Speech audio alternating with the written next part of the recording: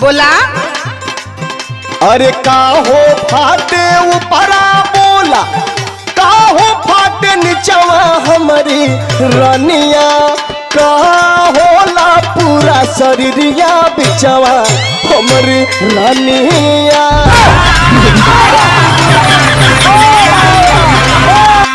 ए टुनटुनवा का पापा, का हो टुनटुन का मम्मी, तू का हमके बकचोनहर समझत हुआ का? सकलिया से तो वैसे न लगेली, लेकिन देखी आज बकचोनहर बालू के समझदार बालू खुदे जे पता चली। अब एकर जवाब देना तो हमारे बाएं हाथ का खेल बा। हाँ तब यही का तो पीएचडी कैले हैं हम। अरे बाप रे, बड़ी तेज तर्राक बाड़ी तू, तनी बताओ तो। सुना सुना, होठ फाटे ऊपर सुना। आय दादा बता दी लगत है।